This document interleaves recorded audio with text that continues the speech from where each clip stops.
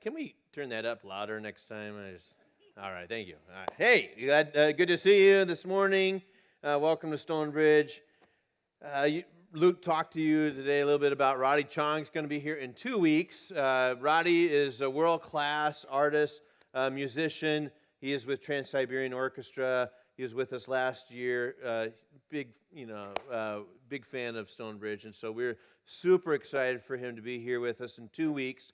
He'll be playing and singing playing and speaking at all the services. I'm going to ask you, those of you who attend regular at this hour, some of you need to be mission-minded that weekend and not come at 10. If you would come at 8:30, or if you would come at 11:30, or if you'd come at 6 o'clock. As you can see already, we don't have enough room for your family and friends to come that day. If you could do that for us, I would appreciate it, because we need to make space in this room for that, because the folks in the Commons are going to be coming this direction as well. And so please, pretty please, and you need a note from God not to do this, by the way. If you're bringing friends and family and they say, we're going to come, but we can only come at 10, all right, that gets you in the room. But otherwise, we need some space here, because this is the service where most of our guests attend for the very first time, and it's the prime time. So please, invite. This is a can't-miss deal. You will be so sad if you miss it. Or if you don't invite somebody, you'll come to the service and you go, I should have listened. I should have invited somebody to come. So that's why I say, come at 8:30, because you're going to go, you got to come to church with me today. I'll see you at 11:30. All right? Do that. Or you can come at 6 o'clock. That'd be great, too. So we expect large crowds. A lot of this stuff's been on our hearts as our church continues to reach out and grow. I listened to a guy this past couple weeks or so tell a little bit about the statistics that are going on in our city when it comes to people who are going to church. It's not good, folks. Less than 2% of Omahans will go to church this weekend. So you do the math, because I'm not good at that. Let's say there's 1 million in the metro. 2%, 20,000.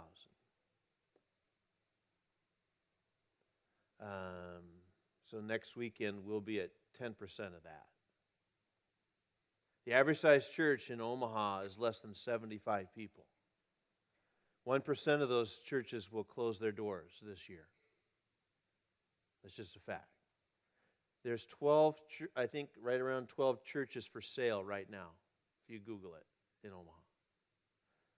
So there's it's scary stuff, and we've got our work cut out for us. And please continue to join us in the deal, because we're losing ground here, and we've got to get after it. So today we're going to conclude a message series on peace, and we've been taking a look at peace, for whether it's peace with our neighbors, our family, peace with God. And next weekend we're going to start a whole new series on, we're going to call it, What Would It Be Like to Have Lunch with Jesus? And we're going to take a look at about 4 different encounters that Jesus has with people when he has lunch with them, and so we'll have a good time with that. But today we're going to take a look at peace. Every day we encounter many different people, whether they're difficult or delightful. Some are more irritating, some are kind of fascinating. But for the most part, our relationships, if our relationships stink, we're not going to have much peace in our life. If we're not good at relationships, we're going to struggle with peace. So today, we're going to take a look at how do we have peace with people from James chapter 3, 13 through 18. If you're wise and understand God's ways, prove it by living an honorable life, doing good works with humility that comes from wisdom. But if you are bitterly jealous and there is selfish ambition in your heart, don't cover up the truth with boasting and lying. That's how we tend to cover up stuff. We boast and we lie. And we're good at it. For jealousy and selfishness are not God's kind of wisdom. Such things are earthly, unspiritual, and demonic. percolate. We don't even know what that means. Percolate. We don't percolate much stuff anymore. Heat that up a little bit. I mean, think about that. When we think of stuff that's demonic, we don't think of this. We think of a pitchfork and a little devil, right? And it's kind of scary. But here he says, jealousy and selfishness are demonic. They're unspiritual. For wherever there is jealousy and selfish ambition, there you will find disorder and evil of every kind. At the root of our struggles and our problems in the world, whether it's our marriage or whatever, it boils down to selfishness and jealousy. It does. That's why we don't have much peace. We don't know how to do life that any other way. So, verse 17, but the wisdom from God, from above is first of all pure. It's also peace-loving, gentle at all times, and willing to yield to others. It's full of mercy and good deeds. It shows no favoritism. It's always sincere. And those who are peacemakers will plant seeds of peace and reap a harvest of righteousness. I'm glad I'm here today, but I would rather be preaching this message in Washington, D.C. in light of what we just read there. Let me read just a little. Wisdom from above is first of all pure, it's peace-loving, gentle at all times, and willing to yield to others. Full of mercy and good deeds. In every relationship. Then he says here, if we're peacemakers, we're going to plant seeds of peace. Why? Because if we want peace in our lives, we have to plant seeds. You reap what you sow. We know that. We're Nebraskans, for goodness sakes, right? That's all we do. We like planting stuff. Months ago, some farmers went out in their field, and they threw seed out there, and what happened? They threw some bean seeds out there, beans came up. Threw some corn seed, corn came up. It wasn't the other way around. Whenever they planted, it grew to be that, right? You don't plant beans hoping you get corn. And you can't plant seeds of jealousy, and you can't plant seeds of selfishness and think you're going to get peace. You can't do it. He's like, well, why is my life out of step and out of control and messed up? Well, because I keep planting selfishness. I keep planting these seeds that just cause problems. So we need to learn to be wise. Because oftentimes we treat people foolishly. A lot of smart people are not that wise. And you might have degrees after your names, little letters and kind of stuff that prove that you're smart. But you have flunked out in relationship after relationship. Wisdom is a lifestyle. The writer of this book, this little letter, James, if he was here today, he was to ask you, how many of you think you're wise? Now, I'm not asking you to raise your hands, because if you're dumb enough to raise your hand, then James would have said, then you need to prove it. It's not enough to say, hey, I graduated here, and I graduated here, and I graduated here. I went to the seminar, read this book, did this thing, and now I'm smart. He would just say, you need to prove it.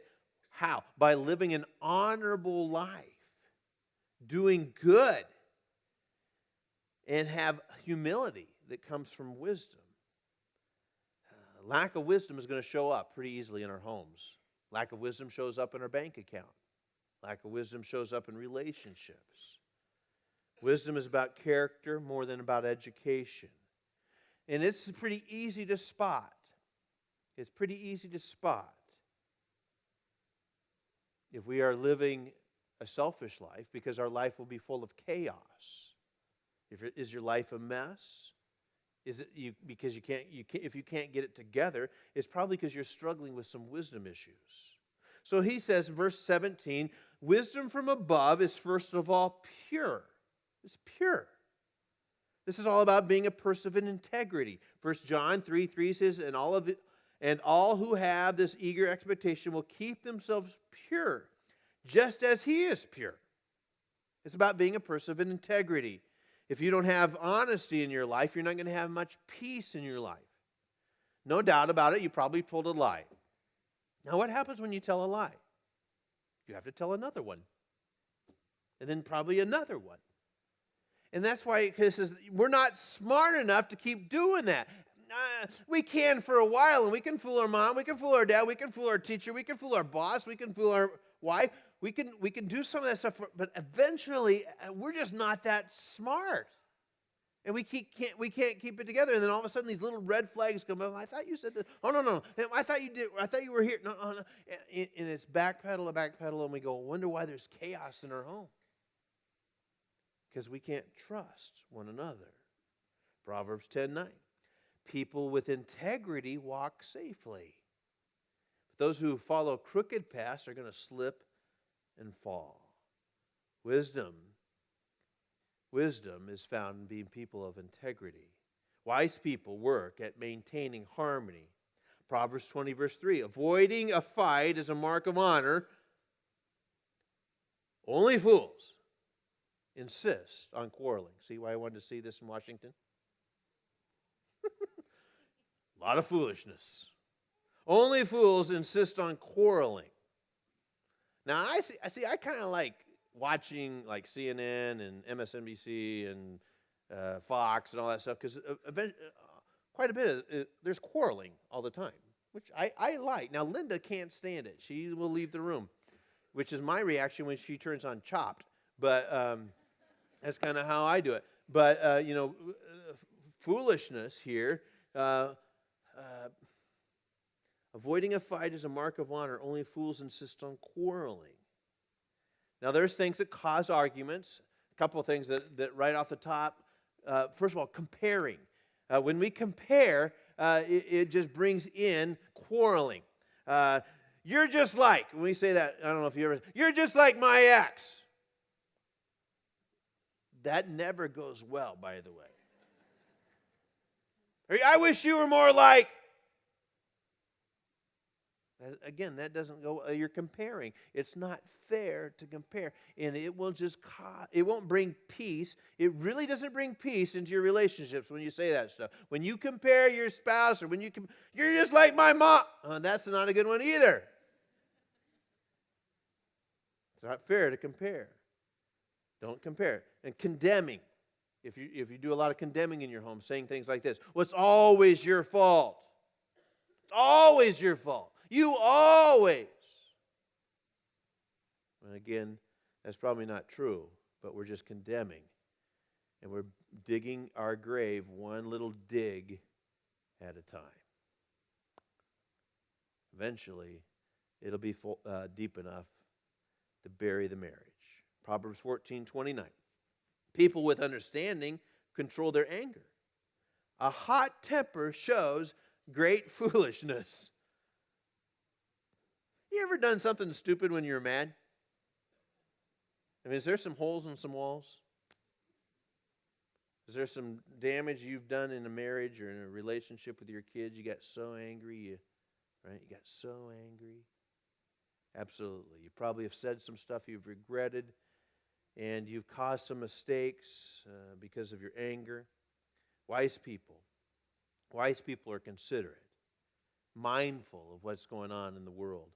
My guess is, guys, we've blown it at times. Wise people don't minimize the feelings of others. We tend to minimize stuff. I don't have to accept all this stuff, but I do need to begin to understand it. And I minimized the feelings of my spouse or minimized the feelings of my kids. You know, we've all probably done that. Maybe the husband walks into the home and he begins to complain about stuff. And my boss is such a jerk. Traffic was terrible. Air conditioning went out. And then his wife says, well, you think you got it rough. Junior had 3 major blowouts. Dog threw up right there. I left that for you, by the way. Truth of the matter is, both of us had bad days, right? Both of us had bad days. A wise person understands that. A wise person can learn from anyone. He's not defensive. He's open. He's willing to listen. Wisdom is submissive. Here we talked about that wisdom is submissive, and that word there means it allows for discussion. Allows for discussion. Are you a reasonable person? If you're not reasonable, it's quite possible that you will never have much peace in your life. Reasonable people begin to speak things out and allow for, if this phrase is spoken more often, If I wanted your opinion, I'd ask for it. If that's thrown out ever so often, or it's kind of like, it's because I'm the dad, that's why. That's kind of an unreasonable, it's kind of unreasonable. It might be right, but it's kind of unreasonable. Proverbs 12. Fools think their own way is right, but the wise listen to others. Proverbs 17:9. Love prospers when a fault is forgiven, but dwelling on it separates close friends. You ever dwell on stuff that's happened? Somebody forgot something or somebody said something, and you rub it in rather than rub it out. You're just constantly, yeah, I remember when, or, and we pass judgment and we don't forgive. Wisdom is impartial and it's sincere. This little word sincere means without hypocrisy. We're not going to pretend. We're going to be straightforward, not phony. In the Greek theater, there was usually about 2 or 3 actors that did the entire play. They had masks that they'd put on each time they changed character. And they were not called actors, they were called hypocrites because they were using masks. We know that word very well, don't we? It's just the people that aren't real. It's like every time I got to put a different mask on. What I'm like at work is way different than what I'm like at church. When I'm at home is way different than when I'm at small group. And that causes struggle and stress. If you're wise, you're real. There's so many phony people, right? And you know that. And I think one of the places where we can find phony people a lot is at the bar. Because think about this. Where do perfect strangers buy something for somebody else, right? You don't even know this person, but you're buying them something. I'm coming up with a whole new idea for the single scene. I think instead of the bar, it should be Cabela's. Where you just walk up to a perfect stranger and say, hey, 12 or 20. I'll take 2 12-gauge shells right here for this, me and her. And some camo. You look good in camo. I just think that would be way better than the bar, right? It's like, hey, let's just go to Cabela's, hang out. Afterwards, you're like, you want to go to my tree stand?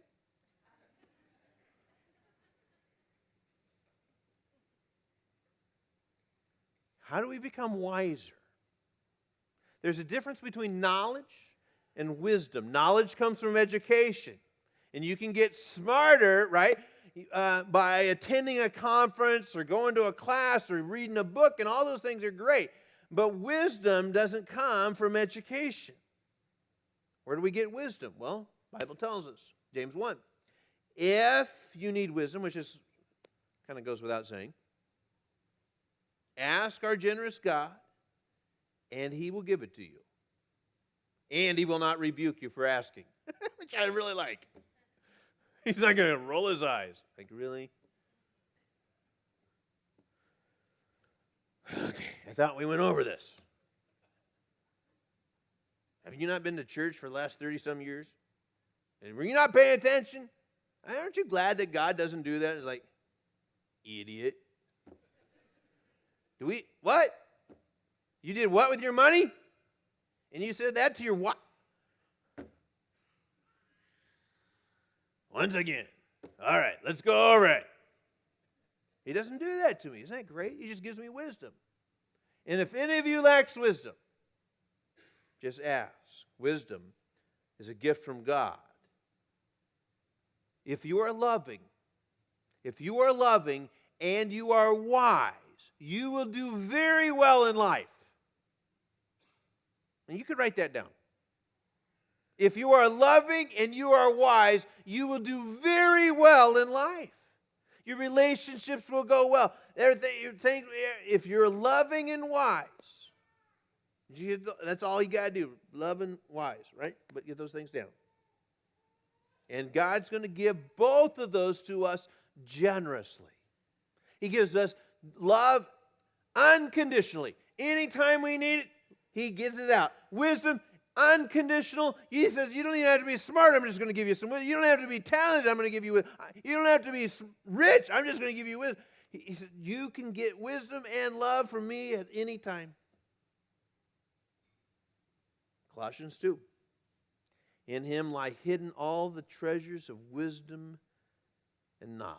Wisdom is wrapped up for us in a person named Jesus.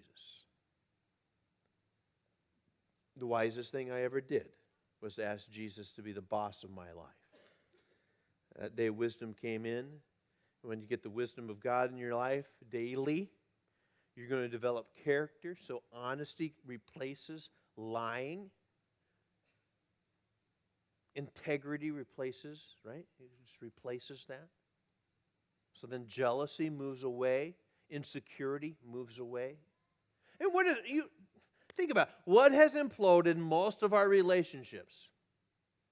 It's either jealousy or an integrity issue. So I can't trust him anymore. I can't trust her anymore. I can't, right? And then I got jealous, so I was like hovering all the time, and I was like, hey, who are you talking to? What are you doing? Hey, where are you at? And all of a sudden, we're so insecure and we're so jealous, we've imploded the relationship. Or maybe we imploded it because we did some stuff and we were lying about some things and we did some things and the trust just broke apart. And you know the most fragile thing in a relationship is trust, right? It can be broken so easily. It doesn't take, I mean, you can have years and years of building it up and then boom, right? Humpty Dumpty, right there. And it is so hard to bring trust back into the relationship. Week after week, I talk with people about that very issue. How are we ever going to? How am I ever going to trust him again? How am I ever going to? And then, as a result of that trust being broke, insecurity and jealousy. Right? And there is no peace there at that home. No peace. Psalm 110 or 111:10. Fear of the Lord is the foundation of true wisdom, and all who obey his commandments will grow in wisdom. Fear of the Lord, this is not like being really scared of God. It's having respect enough to do what he tells me to do, right? It's respect, right? It's when I decide I don't respect him enough to listen to him. That's when chaos comes in. All who obey his commandments will grow in wisdom. You want to grow in wisdom? Ask him and just obey him.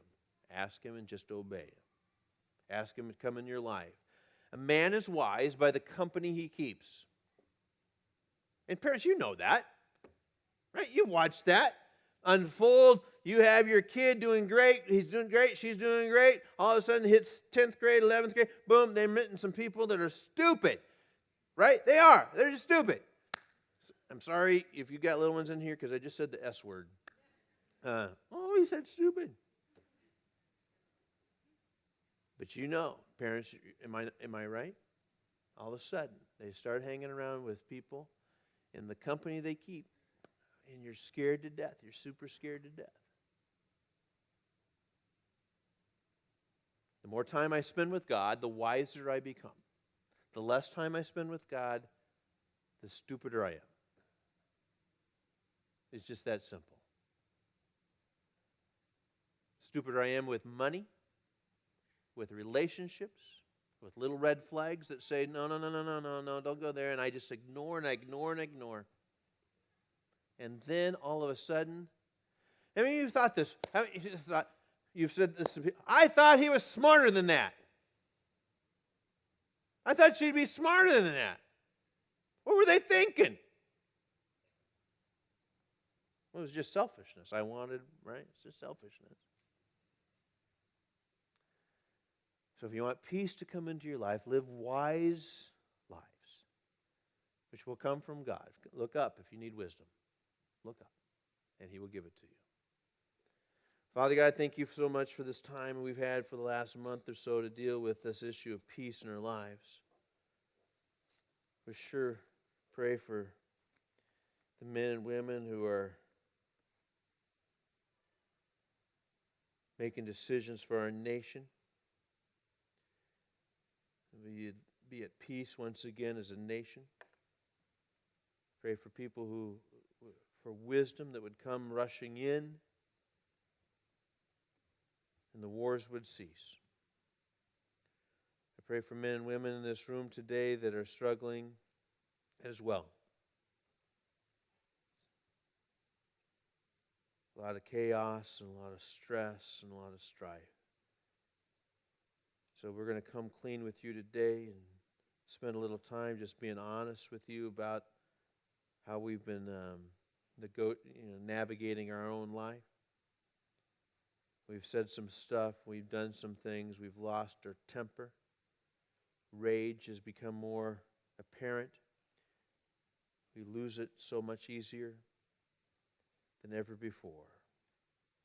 We don't like living like this, and we don't know what to do about it.